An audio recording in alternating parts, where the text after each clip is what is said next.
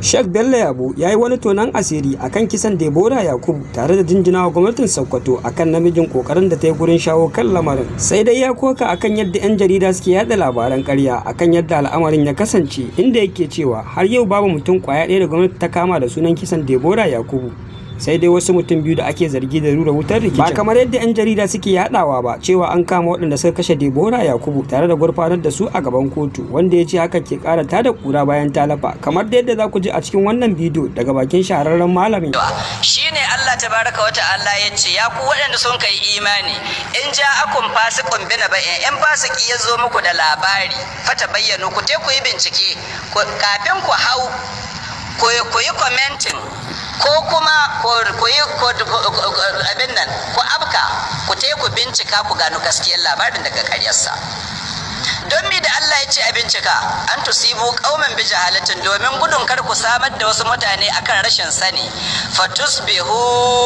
fatusbihu nan ba ku waye gari ba, asbaha bi ma'ana sara, fatusiru, ina fatar kun fahimta, fatusbihu ala ma fa'altum nadimina, sai ku kasance kuna masu nadama akan abin da kamar irin nadama ga da wannan malami namu yayi.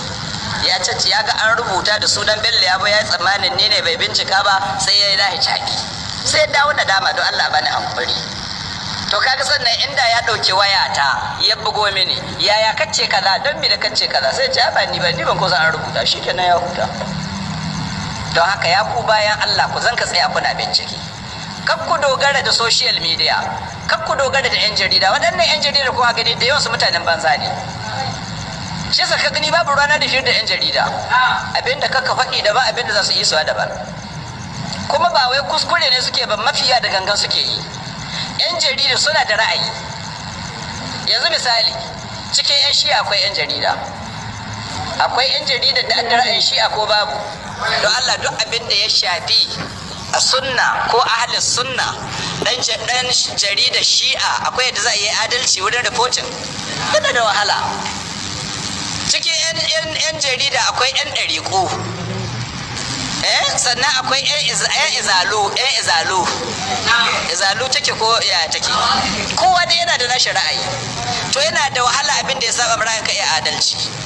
Sannan akwai 'yan siyasa, ɗan jarida ne amma mai ra'ayin jam'iyya kaza, to duk abin da ya shafi waccan jam'iyya, duk yadda zai yi suka ga jam'iyya can da jagororinta sai ya yi. Kai kuma sai ka ga ɗan jarida ya rubuta ko ya bada rahoto, sai ka ce ai ɗan jarida kaza ce, ɗan jarida na annabi ne, yana ƙarya ko baya yi? To don me ɗan jarida zai zama hujja? Ku bari in baku misali. Na baku misali wancan karo ko nace ga karerayen da an kai min, ga waɗanda an kawo Aminu Waziri, ga waɗanda an kawo Atiku Abubakar, ga waɗanda an kawo Babacir ko? To bari in karo muku, kusan 'yan jarida suna ƙarya da 'yan social media game da kes ɗin Deborah nan da ya tsohuwar kafira, kafira ɗiyar kafirai. Ga kes ɗin Deborah abubuwa sun faru. Yanzu bari in buɗe duka, ban so in buɗe ba domin abubuwa ne wasu na siri, to dole da wasu sai an basu, domin yadda kuke son mu zama rashin wayewa ne, faɗa ne tsakaninmu da maƙiyanmu. Shin yana yiwuwa kuma ni matsayina na Bello Yabo an amince min, an kira ni, an yi zama da ni, kuma in zo bisa mumbarin na abin da an kayo da ni na siri kuma in zo in faɗi, kuma makiyancin suna saurarin Bello Yabo ai ko? In ni faɗi yanzu wa'azin nan da na ƙare ba tura za a yi ga social media ba? Yanzu ba yana can live, mutum 1000 nawa annan yanzu bai da mu live, ko da na ƙare an yi editing ai an makara, wasu sun riga sun ɗauka, ya bi duniya. To don Allah daidai ne abinda an kai sirri da ni kuma in zo nan bisa mambari in faɗa muku an yi kaza, in dai haka da nayi me, nayi wauta. Don haka ba kowace magana ake zuwa bisa mambari a faɗi ba. To shi yasa game da harkar Deborah da yawan ku kuna cikin duhu. To maimakon in kuna cikin duhu, sai ku nemi ulil amri waɗanda abin ya shafa, ku yi bayani, ku saurari bayani, sai kun ka koma ga social media da 'yan jarida kuke karɓar bayanin. Waɗanda 'yan social media kuma ba cikin ulil amri, sanda an kai zaman ba da su an kai ba. Yan jaridun nan sun zo ɗaya sun yi kwabarin addu'a, ana gama addu'a an kace su fita, sanda mun kai zama ba da su an kai ba. Don haka duk abin da za su haɗa muku bai kai abin da mu ne ulul amri, mu an kai zama tare da mu. Ina fatar kun fahimta. Yanzu ga kes ɗin Deborah, yanzu kun dai ga bidiyo wanda an kai na kisan Deborah ko?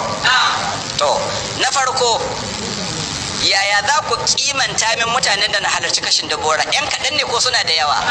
Suna da yawa. Kwarai koko da yawa ɗan kaɗan? Suna da yawa. To yanzu abu na farko wanda ban so in faɗe shi ba, amma only to make a record straight, mutane da yawa musulmi suna cikin yana. Yanzu abinda su yan uwanta suna ganin an yi laifi, mu gare mu abba laifi bane ko? Amma ga yan uwanta an yi laifi ko ba a yi ba? Suna neman jininta ko ba su nema?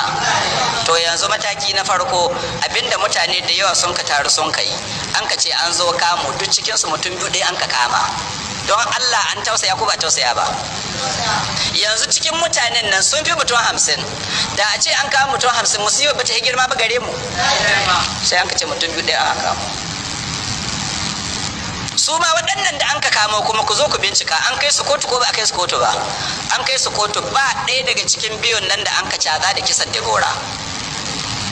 Amma ɗan jarida abin gada nan, rahoto na nan da ɗan jarida ya bayar zaman da an kai kotu, ya ce an kamo waɗanda na kashe Deborah saboda alkawarin da gwamna Aminu Waziri ya yi za a kamo su a hukunta su, kuma an gurfanar da su. Wallahi ƙarya ɗan jaridan nan ke yi.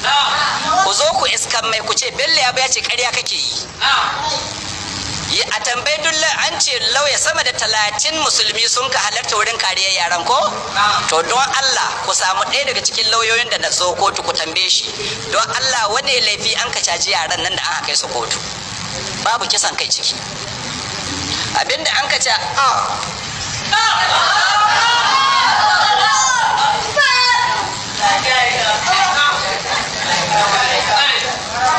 bai kamata in faɗi ba, daga siri ne namu. In na faɗi kamar na soka ba cikin mu yuka. To bari in tsaya nan dai, cikin su ba wanda an ka caza da kisan Deborah. Amma kar ku dogara ga Bello Yabo, domin Bello Yabo malamin gwamnati ne. Ba haka wasu ke cewa ba Bello Yabo malamin gwamnati ne? To kar ku dogara ga maganar Bello Yabo, ku zo ku samu lauyoyi cikin 30 din nan da yan kai da sun ka halarci kotu, ku tambaye su faɗa muku wani caji an kawa yaran nan. Caji biyu an kai musu, haɗa baki da tattatar zoma. Waɗannan duka simple offenses na waɗanda zai available offense, kai tsaye ya kamata ko ta bada belin su. Babu kisan kai cikin abin da an ka caje su. Don haka ɗan jaridar da ya ba su cewa an kamo inda kashi Deborah ya yi ƙarya ko ya faɗi gaskiya? Ya yi ƙarya, bari in maimaita, ya yi ƙarya. Kuma shi ya rikitar da abu. Sai wasu waɗanda ba su san sauka ba sun ka bi rahoton ɗan jaridar sun ka je sun ka watsa an kamo inda kashi Deborah. Har yanzu ga maganar da na kai, gwamnati na nan na binciken suwa sun kashi Deborah, har yanzu ba a kamo su ba. Amma ba ku sani ba. Waɗannan ku ku tambaya ku jiya, ba an kai su ba, an kamo su da yin kashin da a'a, hada baki da tadda tarzoma, abinda an ka tace su kenan. Amma kisanta har yanzu ana lalabe, har yanzu ba a gano ba, ana lalabe, ba a gano ba. Muna addu'a kada Allah ya sa a gano. To sai ɗan jarida ya zo ba da rahoto kuma da Hausa, ya ce an kamo makasan Deborah kuma an gurfanar da su gaban kotu kamar alkawarin da Aminu Waziri ya yi. Shi yasa wasu sun kabi suna ta zage-zage, suna tsinuwa, suna bi Aminu Waziri ya sa an ka da sauransu. To kun ji ba akan kisa an ka kamo su ba, ya ku bayan Allah. Nan ma an yi abin kware ko ba a yi ba? An yi abin kware da sauran abubuwa waɗanda yake sirurruka ne. To sai ga wani ya bugo min daga wani gari, ba ma mutum guda, mutane ke bugo min daga garuruwa. Gafarta mala, an ce yaran nan da an ka kama akan kashin Deborah, an ce an halbe musu kafafu. Kun ji wannan ko ba ku ji ba? To ai ta bugo min daga garuruwa, an ce an halbe musu, wasu mace sun kai an kashe su. Aminu Waziri ya sa an kashe su. Tsakanin ku dala an kashe su? Wallahi ko bulala ba a yi musu balle kisa. To sannan ba an kamo su akan zargin su da kashe Deborah ba, abinda kawai ake zargin su hada baki ta da tarzoma. Waɗanda yake kuma waɗannan ba ku san shari'a ba, yanzu mu mun kai shari'a shekara ta nawa ina shari'a kuma da gwamnati ba ma da maciyata ba, ni da gwamnati ne shari'a. Don haka ba wai da an kai ka kotu an ce ana zargin ka shi kenan kotu yake ba hukunci ba, ma zargin sai sun kawo shaida. Hada baki yana da ka'ida, da ina sun kai mitin dole sai an kawo inda sun kai mitin sun ka hada bakin, da ina sun kai mitin babu. To wata hikima ta Allah, Allahu akbar. Yanzu wannan bidiyo da ke yawo, waɗannan bidiyoyin da ke yawo duka ba ga mutane nan ba, kana in ka san mutane kana iya gano gawa ne ko? To waɗanga yara guda biyu duk ku tara bidiyon da ke yawo na kisan da bora, duk in kun ka bi su babu guda da cikin bidiyon nan. Don haka duk ka tara lauyoyin Najeriya da na musulmi da na kafirai in an kai yaran nan kotu babu mai iya kawo shaidar za su a hukunta yaran nan, don su ba su ko halarci inda an kai abin ba. Haka wurin kame 'yan sanda sun ka kamo cikin hostel ma aka kamo suna wanki, amma duk ba ku san da wannan ba.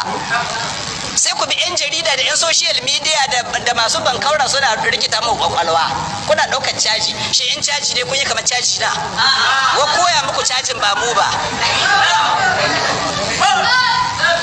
Da yawan masu maganganu in an ka tsaishe su gaban gwamna gaban kwamishina a rikicewa za su yi, ba su iya maimaita abin da sun ka faɗi. Ban ce muku na maimaita duk abin na faɗi har da ƙari ba gaba gare su. To iyaka an ka ce matsala Bello ya buna cikin, Sheikh Abubakar Jibril na cikin, Sheikh Wani na cikin, mi kuka tsoro? Kun san kuna da wakilai, kuna tsammanin a hada da mu a yi almundahana? To don me ba kwantar da hankalinku? To amma akwai siyasa. Aminu Waziri ba dan siyasa ba ne? Dan siyasa ne, yana da abokan adawa. Don haka abokan adawa su kullum ɓaci ta suke so gare shi ba gyaran ta ba. To amma mu matsayinmu na masu addini mu ba 'yan siyasa muke ba, wajibi ne gare mu, ba wai zaɓi ne Allah ya, wajibi ne gare mu yi adalci.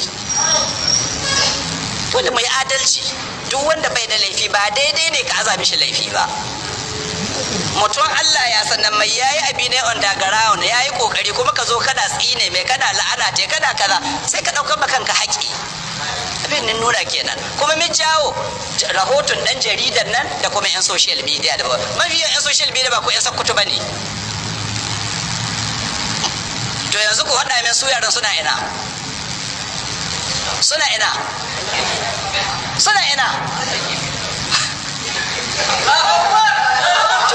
To yanzu na ba ku asame ku zo ku binciko me yaran suna ina, waɗanda aka kama suna ina yanzu.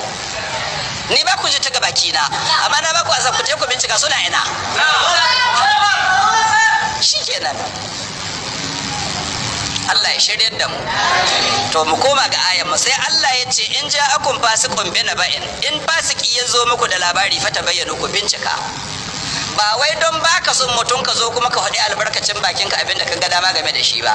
In ka faɗi shi, in mu mutane in mun yi zalunci, Allah na zalunci. Duk wanda ka zalunta fa koda da magana ne sai Allah ya saka mishi. Kai ka ɗauka wata hasabunahu hayyinan wa huwa indallahi azim, kana ɗaukar ba kai ko alhali babban abu ne wurin Allah. Liƙa ma mutum abin da yanzu misali in an ce na kare Aminu Waziri, na kare Atiku Abubakar, to babacin Lawal Fashiko kamar suna wani, to babacin Lawal shi kuma nawa ne?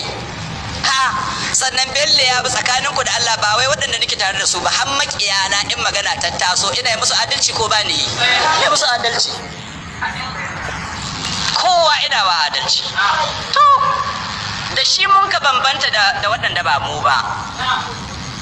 Adalci, Allah ya yi umarni a yi adalci, yana cikin abin da an ka gina addinin mu na musulunci game da shi, adalci.